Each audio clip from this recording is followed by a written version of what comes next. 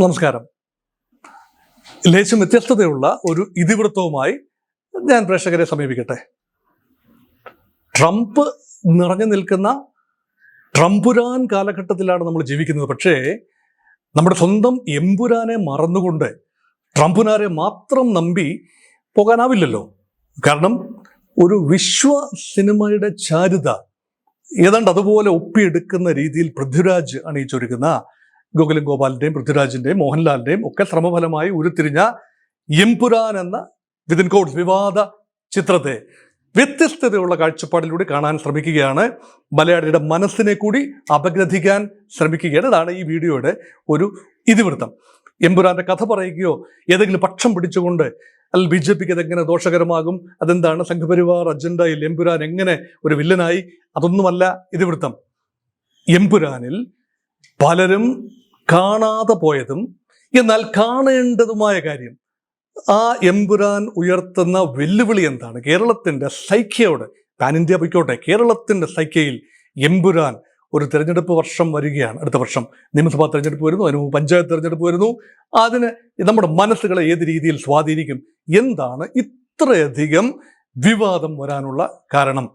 ഞാൻ ചിത്രം കണ്ട ഒരാളാണ്, കമ്പോട് കമ്പ് കണ്ട ഒരാളാണ്. ഒരു ആവർത്തി മാത്രമേ കണ്ടുള്ളൂ. അതിൽ അത്യാവശ്യ കാര്യങ്ങൾ മനസ്സിൽ ആഴത്തിൽ തറഞ്ഞു നിൽക്കുകയും ചെയ്യുന്നു. ഞാൻ കണ്ട ഒരു രംഗം എന്ന് പറയുന്നത് there was a great balancing act. ഒരു കലാപം, അത് ഗുജറാത്താണ്, അത് ഗോധ്രയെ തുടർന്ന് സംഭവിച്ച നരോദയ പാഠ്യ വിഷയമാണ് പ്രധാനമായും മുഴച്ചു നിൽക്കുന്ന. അവിടെ 97 പേര് വെന്ത് കൊല്ലപ്പെട്ടു, മുസ്ലിങ്ങളാണത്. അതാണ് ഒരു ആദ്യത്തെ അരമണിക്കൂർ മുഴുവൻ നിറഞ്ഞു നിൽക്കുന്ന ചിത്രം എന്ന് തോന്നുമ്പോൾ, അപ്പം അത് കാണുമ്പോൾ തീർച്ചയായും ഒരു ഹിന്ദു വിരുദ്ധത ചിത്രത്തിൽ ആരോപിക്കാം, തീർച്ചയായും ആരോപിക്കാം. അങ്ങനെ നോക്കുമ്പോൾ, അങ്ങനെ മാത്രം നോക്കിയാൽ അത് ആരോപിക്കാം. പക്ഷേ അതിനുള്ളിലും കാണാതെ പോകരുതാത്തൊരു കാര്യമുണ്ട്. ഒരു ഹിന്ദു സ്ത്രീ, നല്ല മനസ്സുള്ള ഒരു ഹിന്ദു സ്ത്രീയാണ് മുസ്ലിം സഹോദരന്മാർക്ക് അവിടെ അഭയം കൊടുത്തതെന്ന് ഓർക്കണം. ആ അഭയം കൊടുത്ത ഇടത്തേക്ക് ഒരു കൂട്ടം തീവ്ര വിഭാഗക്കാർ കടന്നു വരികയാണ്. അപ്പൊ അഭയം കൊടുത്ത ഇടം തന്നെ കത്തിക്കുന്ന ഒരു കാഴ്ച, അതിൽ നിന്ന് ഉത്ഭവിക്കുന്ന ഒരു പ്രതികാര കഥ, ഒരു ശരാശരിയാകാവുന്ന ഒരു തിരക്കഥ, ഒരു പ്രതികാര കഥ. കേട്ടു പഴകിയ പ്രതികാര കഥകൾ എത്രയോ ഉണ്ട്. ബ്രഹ്മാണ്ഡ മലയാള ചലച്ചിത്രങ്ങൾ പലതും പ്രതികാര കഥകളുടെയാണ്. ആ പ്രതികാരം ദാഹമുള്ളയാൾ ഒരു മുസ്ലിമായി പോയി പൃഥ്വിരാജ് അവതരിപ്പിക്കുന്ന ഒരു യങ് കഥാപാത്രം. ആ കഥാപാത്രം പിന്നീട് ആ കഥാപാത്രത്തെ വേണമെങ്കിൽ പാകിസ്ഥാനിൽ എത്തിച്ച്, ലഷ്കർ ഇ തോയ്ബയുടെ ക്യാമ്പുകൾ വരെ എത്തിച്ച് ഇന്ത്യ വിരുദ്ധത അടിച്ചേൽപ്പിക്കാനുള്ള ശ്രമം നടക്കുന്നുണ്ട്. അവിടെയും ആ കഥാപാത്രം നമ്മുടെ ദേശീയത കൈവിട്ടിട്ടില്ല എന്ന് ഓർക്കണം, സിനിമയിലെങ്കിലും ആ ദേശീയതയിൽ. അപ്പോൾ ഇന്ത്യ വിരുദ്ധ, ഹിന്ദുസ്ഥാനാണ് എല്ലാ പ്രശ്നങ്ങൾക്കും കാരണം എന്ന് ആക്രോശിക്കുമ്പോഴും, പാകിസ്ഥാൻ ഭീകരൻ ആക്രോശിക്കുമ്പോഴും അതിലൊന്നും താല്പര്യമില്ലാതെ നിർനിമേഷനായി നിൽക്കുന്ന തൻ്റെ അമ്മയെയും തൻ്റെ കുടുംബാംഗങ്ങളെയും വകവരുത്തിയവരെ എങ്ങനെയെങ്കിലും നീതിപൂർവം അവരെ കൈകാര്യം ചെയ്യണം എന്ന ചിന്തയിൽ ജീവിക്കുന്ന ഒരു കഥാപാത്രം. അത് പൃഥ്വിരാജ് അഭിനയിച്ച ആ കഥാപാത്രം മസൂദ്. ആ കഥാപാത്രം ഒരു വലിയ ഒരു സൂചനയാണ്. 2, മോഹൻലാലിൻ്റെ കഥാപാത്രം ഒരു ക്രൈസ്തവ കഥാപാത്രം, ഒരു സ്റ്റീഫൻ നെടുമ്പള്ളി എന്ന കഥാപാത്രം. അദ്ദേഹം എങ്ങനെയാണ് ഒരു കോണ്ടെക്സ്ച്വൽ ആകുന്നത്? ഇതൊക്കെ ഒരുപാട് അതിഭാവുകത്വം നിറഞ്ഞൊരു കാര്യമാണ്. ഒരു കോൺഗ്രസ് മുഖ്യമന്ത്രി, അത് കോൺഗ്രസ് ആണെന്നുള്ള യാതൊരു സംശയമില്ല. എന്ത് പാർട്ടിയുടെ പേര് പറഞ്ഞാലും കോൺഗ്രസിൻ്റെ മുഖ്യമന്ത്രി, അല്ലെങ്കിൽ ഏതോ ഒരു കോൺഗ്രസ് നേതാവിൻ്റെ മകൻ മുഖ്യമന്ത്രി. അദ്ദേഹം പാർട്ടിയിൽ നിന്നങ്ങോട്ട് രാജിവെക്കുന്നു, പുതിയ പാർട്ടി തുടങ്ങുന്നു, അതിന് BJPയുടെ പിന്തുണ ലഭിക്കുന്നു. BJPയുടെ 35 MLA-മാർ എന്നുള്ള രീതിയിലാണ്. 35 MLA-മാരെന്ന് കെ സുരേന്ദ്രൻ പണ്ട് പറഞ്ഞു വെച്ചതേ ഉള്ളൂ. ഒരാഗ്രഹം, BJP സംസ്ഥാന പ്രസിഡന്റ് അങ്ങനെ ആഗ്രഹം പറയുന്നതിന് എന്താ കുഴപ്പം? ആഗ്രഹം പറഞ്ഞു, അത് ലഭിച്ചില്ല, ഒരു സീറ്റ് പോലും ഇല്ല. അപ്പൊ ഇതൊക്കെ ഒരു ഭാവന മാത്രമാണ്. മലയാളി വിശ്വസിക്കുമോ?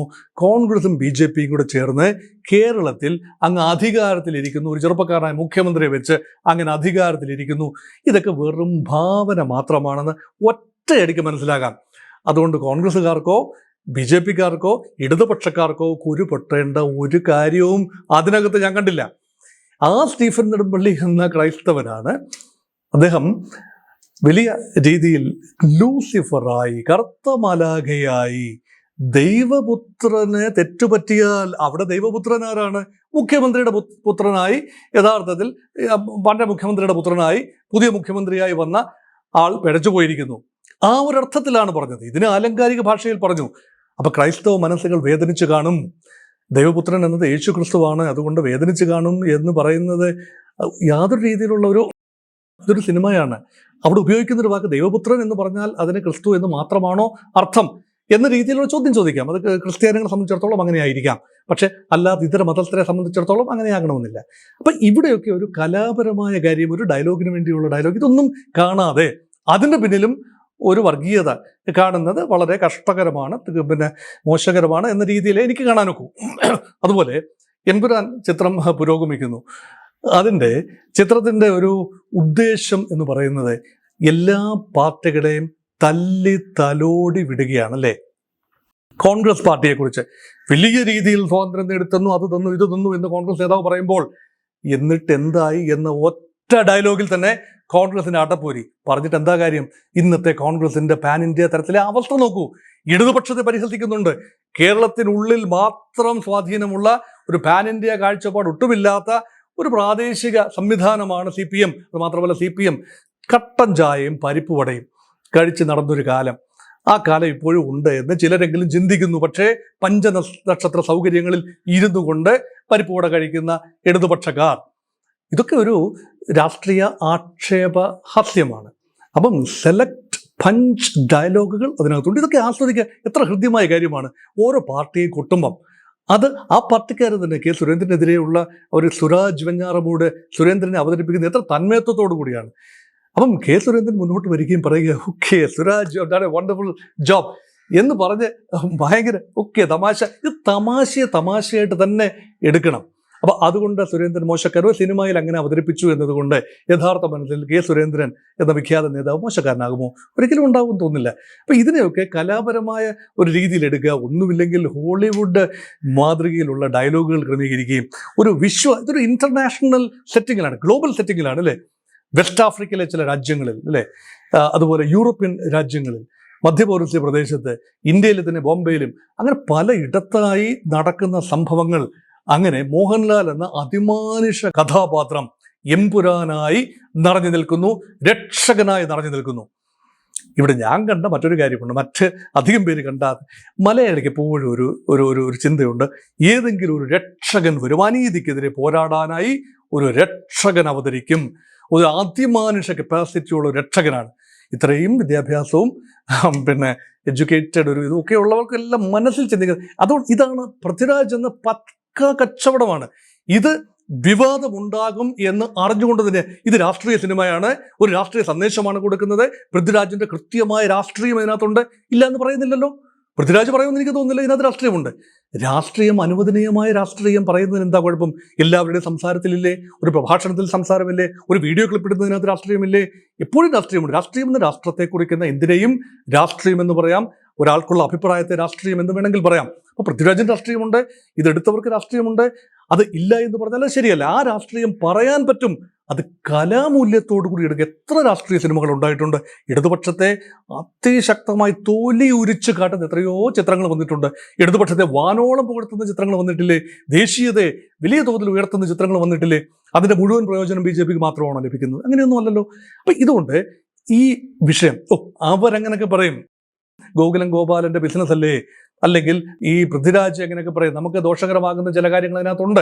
ഗോധ്ര കലാപം ഉൾപ്പെടെ വീണ്ടും, ഗോധ്രയ്ക്ക് ശേഷം നടന്ന കലാപം ഉൾപ്പെടെ വീണ്ടും പൊടി തട്ടിയെടുത്ത് മനുഷ്യന്റെ മനസ്സിനെ ഒന്ന് പ്രചോദിപ്പിച്ച് BJP വിരുദ്ധ മനസ്സാക്കി, അല്ലെങ്കിൽ സംഘപരിവാർ ആളുകളെല്ലാം ആക്രമണകാരികളാണ് എന്ന ചിത്രം മുന്നോട്ട് വയ്ക്കുമ്പോൾ അത് ഒരുപക്ഷെ രാഷ്ട്രീയമായി ദോഷകരമാകും എന്ന ചിന്ത ഉണ്ടായിരുന്നുവെങ്കിൽ ഇത് കൂടുതൽ ചർച്ചയ്ക്ക് പോകാതെ ഇരിക്കാൻ ശ്രദ്ധിക്കുമായിരുന്നു.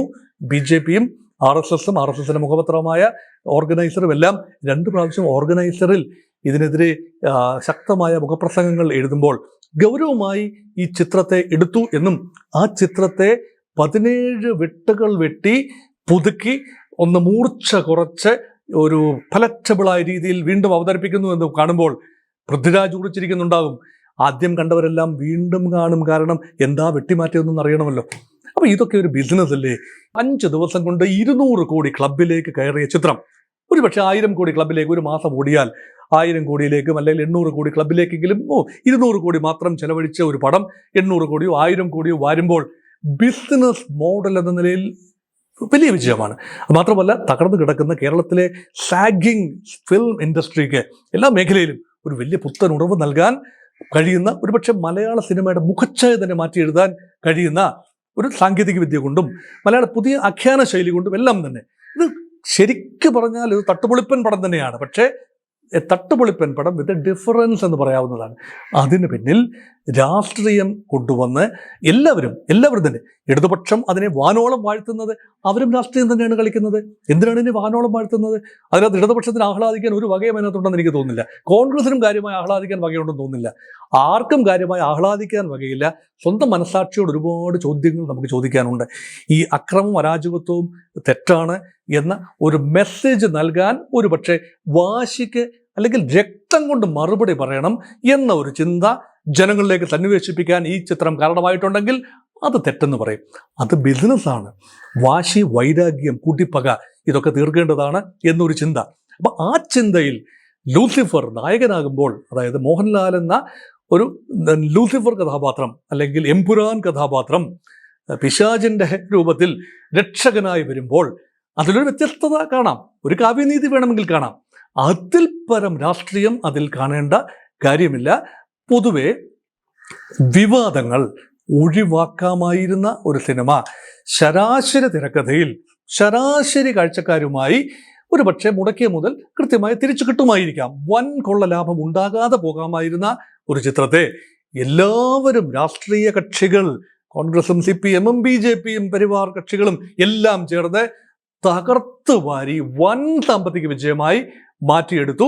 മലയാളിയുടെ ചാനൽ ചർച്ചകൾ ഉൾപ്പെടെ ഏതാനും ദിവസത്തെ പൂർണ്ണമായ ചർച്ചകൾ എമ്പുരാനിലേക്ക് കേന്ദ്രീകരിക്കാൻ ശ്രമിച്ചു എന്ന് പറയുമ്പോൾ പൃഥ്വിരാജിനെ സംബന്ധിച്ചിടത്തോളം ജീവിതത്തിൽ വലിയ അസുലഭമായ നിമിഷങ്ങളിലൂടെയാണ് അദ്ദേഹം കടന്നുപോയതെന്നാണ് എനിക്ക് തോന്നുന്നത്.